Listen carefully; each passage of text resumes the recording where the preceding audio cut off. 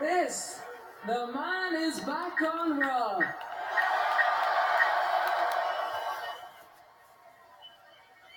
Ronnie, I told you I'd find a way back to you again.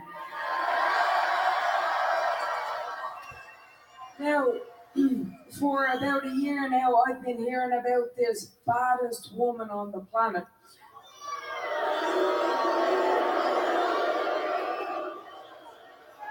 But the last time I came to your show, I dropped you right there.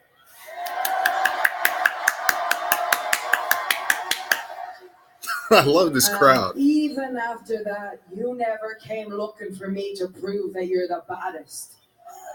So, Ronnie, I've come looking for you to prove you're not. This is going to be an awesome matchup. I'm going to get into it in just a second.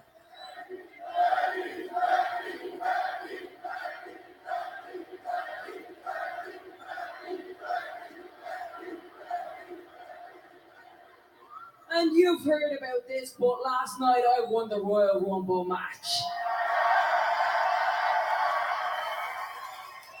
And unlike Seth Rollins, I don't need much time to think. I choose you. Oh, yeah.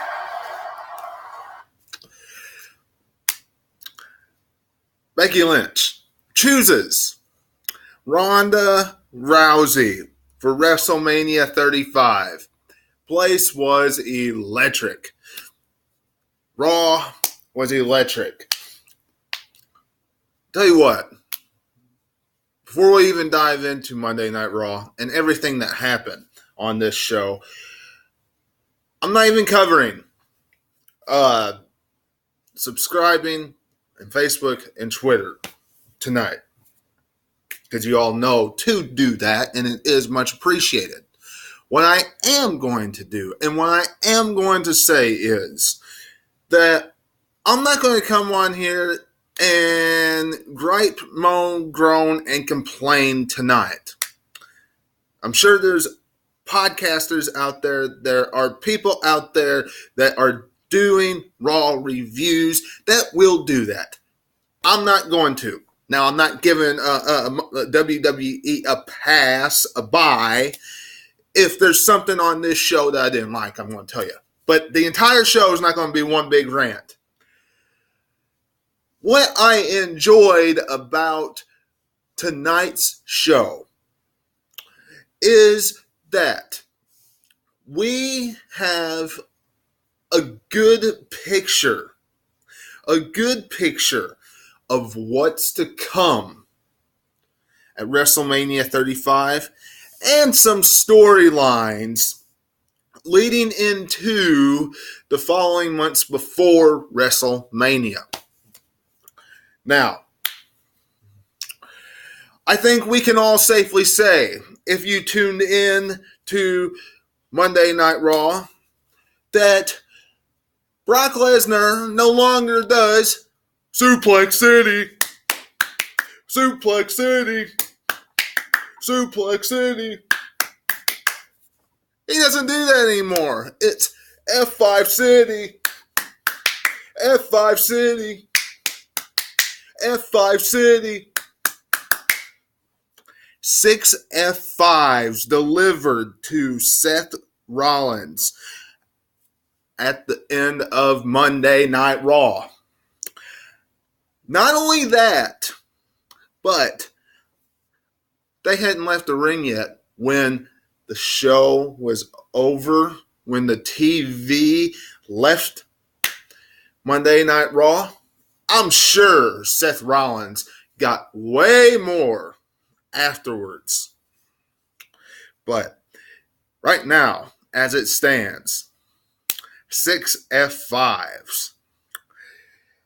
Safely say, Seth Rollins is picking Brock Lesnar for WrestleMania 35. They teased all night that he might choose Daniel Bryan. They had Daniel Bryan in the back with Eric Rowan cutting promos, things of that nature about how what Daniel Bryan would do to Seth Rollins at WrestleMania. We all knew that wasn't going to happen. That is a standard WWE move that they do each and every year, the night after the Royal Rumble. Now, it would have been cool to see this happen last night. Him choose the Royal Rumble, him choose who he was going to face, and Brock Lesnar absolutely destroy. That would have been a different dynamic, but I'm glad they gave him his moment at the same time last night, and then they saved this for Monday Night Raw. I'm glad they did that. Gives us something to look forward to in the following weeks. Speaking of stuff to look forward to in the following weeks, Braun Strowman and Baron Corbin and Drew McIntyre. Now, I have a feeling, as much as it's going to make us all cringe, I have a feeling that for the foreseeable, for the near future, we're going to have to watch the same egg rivalry again. There's nothing for Braun Strowman to do. They don't have anything for Baron Corbin to do. And Drew McIntyre is simply waiting for John Cena to come back, because they teased that rivalry already a few weeks ago. And it kind of lines up that John Cena would face Drew McIntyre for WrestleMania. I can see that happening if WWE pulls a trigger on that. So, with that being said, what happened tonight after the matchup? Because quite frankly, the match really wasn't much of anything. Baron Corbin came and caused a disqualification and proved once again that Braun Strowman is the monster among losers. Monster among losers. Braun Strowman laid waste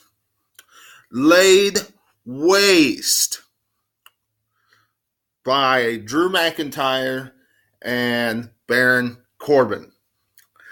Drew McIntyre on the rise. After Seth Rollins curb stomps his way to victory at WrestleMania 35 and captures the Universal Championship, I see that being a rivalry maybe in the spring, maybe come SummerSlam, something like that. Y'all let me know what you're thinking about that in the comments below. What else happened on Monday Night Raw tonight that really is worth talking about? Because some of this stuff that happened is just not worth talking about. For instance, Kurt Angle versus Baron Corbin. Another person that, quite frankly, means absolutely nothing anymore, unless you just care about seeing the superstar. He really doesn't mean anything. Kurt Angle. They're the Papa rating, but in reality, he got buried. He did. It's sad, it's a shame, but that is what happened. Baron Corbin beat him with a deep six. A deep six. It wasn't even with the end of days. I don't care if he finished him off with the end of days after the match. He could have ended it with the end of days and then added another end of days. That absolutely horrible. It's just me. Now, one thing I did like, okay, one thing I really did like about Monday Night Raw tonight is what they did with the tag team division. The Revival versus Zack Ryder and Kurt Hawkins. They tagged up Zack Ryder and Kurt Hawkins. Gave them something to do. A new, fresh tag team. Well, it's a fresh tag team. It's not new. They were tag teams as they gave us a history lesson of them before the match started earlier. And what they do, they had the Revival go over here, trying to keep the Revival happy. Honestly, should give the Revival the tag team championships at some point, if you ask me. Now, still really no sign of Gable and Rude. You should throw in some more tag team matches, which you did. It was with the women's division, naming who is going to be in the Elimination Chamber matchup. Nia Jax and Tamina beat Alexa Bliss and Mickie James. Nice to see Alexa Bliss back inside the squared circle. Glad she's getting well enough to be back inside the squared circle. And she took most of the punishment in this matchup as well. So it wasn't like she just stood outside the ring and Mickie James took most of the punishment. Alexa took most of the punishment. So I was happy with that she seems to be getting back to normal as far as wrestling is concerned. Did not expect them to win here as far as Alexa and Mickie. I figured Nia Jax and Tamina would win. After all, Nia Jax is this irresistible force. And she is pushing everybody around like they're nothing.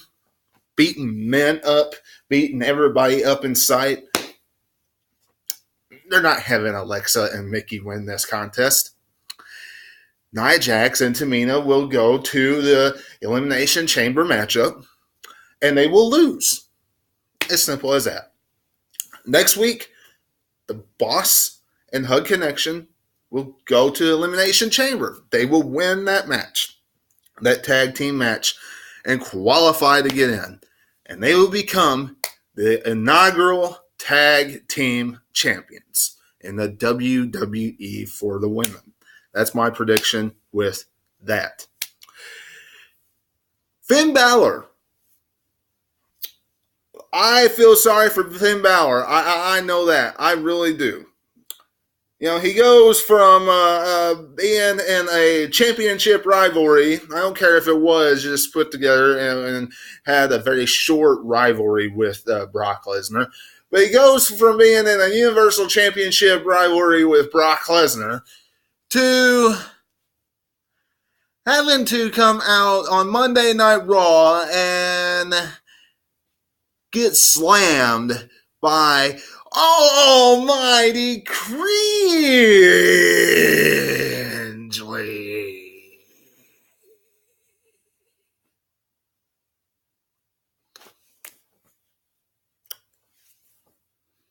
Okay.